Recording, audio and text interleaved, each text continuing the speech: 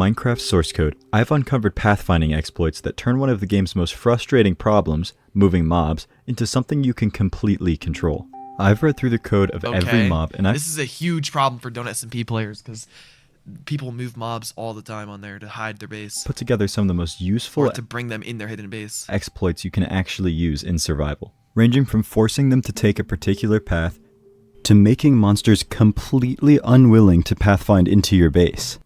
In this video, you will learn how mobs think, which will allow you to take control of their behavior and unlock tricks most players don't even know exist. Before we start looking at individual mobs though, let's look at the algorithm that governs them all, A star. A star. Suppose we have a situation like this. A villager in the bottom left corner wants to reach a fletching table in the top right corner.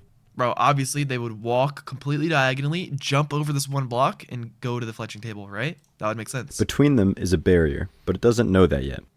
Its AI has told it where the fletching table is, but now it must pathfind to it. Starting at the villager, it looks at all adjacent valid spaces.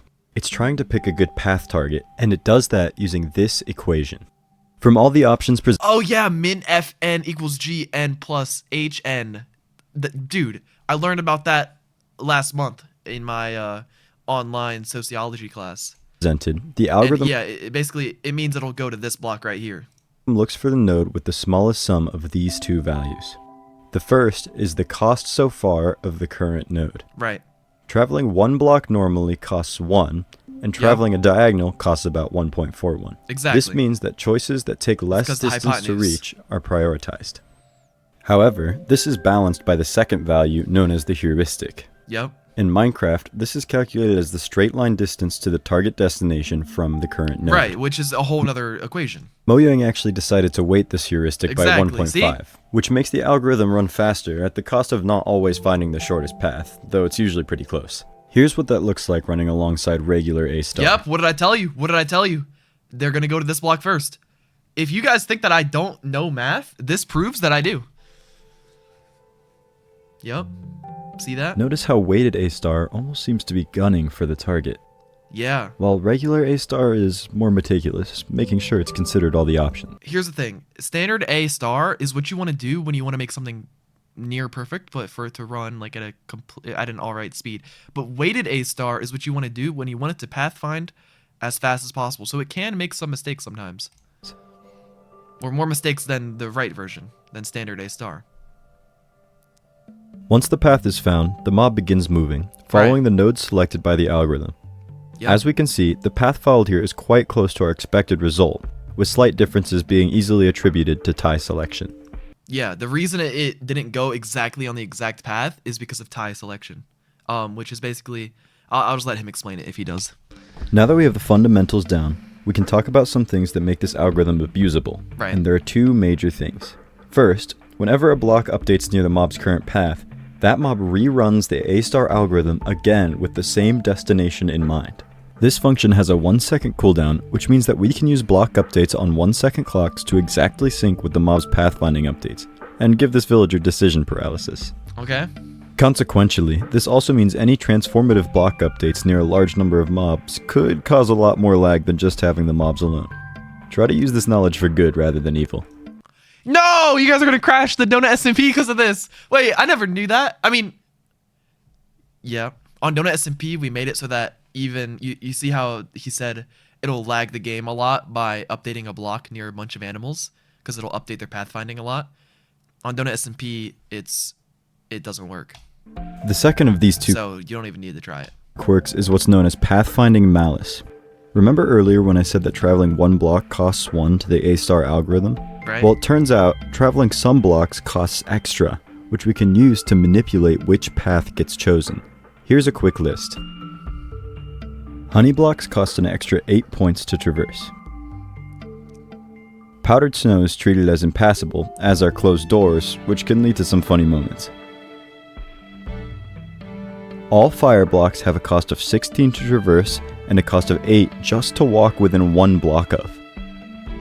However, animals and villagers override this to -1 and 16 respectively, where -1 means it's impassable. Cacti and sweetberry bushes are impassable, and walking next to them costs 8. Finally, Water and walking on blocks next to water adds a cost of 8. Wait, what? Walking on blocks next to water, why? Now that we know all of this, we can use it to control and predict which path a mob will take to a target destination. +8 to walk past this water, but it would rather take the smaller pluses for these roses. Dude, someone's got to re-edit this code, man. +8 is too much for next to water. What's wrong with being next to water? Take this example. The villager has 2 potential paths to its target. A more direct path with 2 adjacent magma blocks, or a more roundabout path with 3 honey blocks. Thanks to what we've learned, we can calculate the cost of the top path like this, which comes out to around 35.82. The server's down. Donut SMP is down? You're lying. No, tell me. Oh my gosh. Wait, you're not even trolling.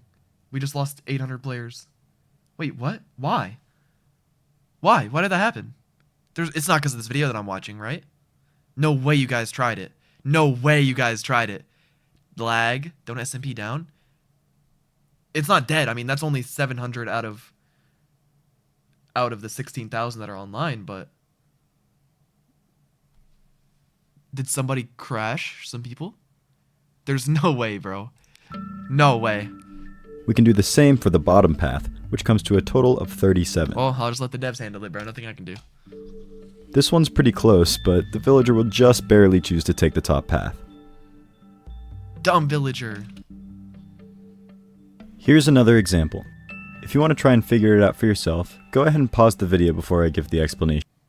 Okay, obviously they're not going to choose this water path because this is +8, so many +8s. It's going to take too long. They're not going to take this one because this is even more +8s because it's like a +8, +16, +8, +16, +8, +16, +8. This one is impassable. It's a -1. This cactus and berry bush one is pretty cheap, but the cheapest one is D. It's going to go through D. And by the way, I am so confident this is right, that I'm right about this, that he's going to go through D. And you guys are going to be like, what? Yeah, it's because I learned this in my Scientology class last month. At first, path A may be tempting due to the lack of obstacles. But remember, walking next to water has a malus of 8. If we add all of those up, and then include the total distance the villager needs to travel, we can do the math to find the total cost of this path to be 69.82. We can do the same thing for the second path, remembering that water also has a malus of 8. Right. Keep in mind that a single malus can't be double counted. These blocks aren't doubly next to water, but a block could have multiple different maluses. Right. The total for this path is 65.82. The middle path can be ignored in this case, because as we know, fire is impassable to villagers. Right, yep, I said that. The fourth path has far fewer malus blocks, however, this magma block is hitting the path in 3 places, and this honey block gets added on top of the malus from the magma block, bringing the total up to 70.28. Wait, what are the letters? A, B, C, D? D is the last one, right? If D was the last one, that's the one I was talking about, D. For the last path, the cacti and sweetberry bushes all apply a malus of 8, making this path unviable to the villager. The total cost is 90.82. Now that we've calculated all... And then, so... Okay, it's gonna go to this one. ...of the costs, we can see that the lowest one, path B, is the one selected by the villager. Interestingly enough, if we do the same test on a zombie, the middle path is chosen since zombies use the base malus for fire. Oh, that's weird. Why? Now that you understand how mobs pathfind to a target, let's look at the different ways you can give them a target in the first place. All hostile mobs are great for this because you can use yourself or any other player as the pathfinding target. This lets you hilariously abuse their pathfinding. I think my favorite example of this is with the creaking. You can make these mobs take highly indirect paths. Why do they not like a block next to water? Simply putting some water next to the direct ones. Thanks to this, we can make base entrances, like this one, that monsters refuse to pathfind into. Oh, is there water on the sides? Is that why? Thanks to the water here, the zombies always prefer to take the trap. Actually that's very cool information, that if you remember for now, that you can always use that whenever you play Minecraft. So mobs, you know, maybe it has to do with farms. Maybe the Mojang doesn't want mobs walking in a bunch of farms or something. I don't know, but surrounding your base in water and leaving like one path. Dude, this is very cool. Side path. In the same way, wardens will pathfind to any vibration they hear. Okay. But they can also pathfind directly to a player if they're angry enough. Making noise around a warden increases its anger level until it switches from targeting disturbances to targeting players directly. While food and breeding can lead animals, I think the easiest method is setting them on fire. They'll run straight to water. You could also manipulate their wandering to get similar results, if you've seen my last video. Finally, jobless villagers search for unclaimed workstations during the day and will path to them from up to 48 blocks away. Employed villagers also return to their workstations at various times throughout the day. Since the occupation status of the workstation is stored within the block itself, we can make any number of villagers congregate to an area by rapidly moving the workstation, which resets its status but not the villager's current path. Now that you know all of this, you're in control.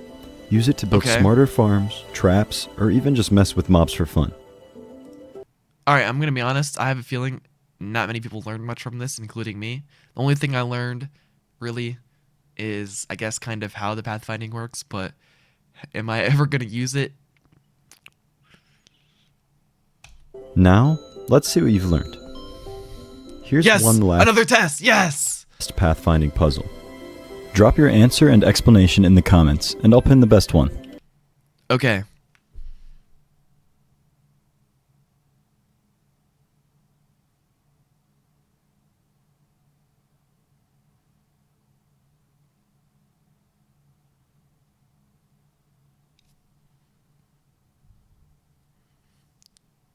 I'm gonna say it's E. No.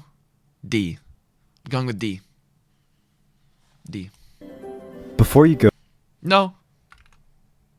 A. It's definitely A. Well, yeah. No.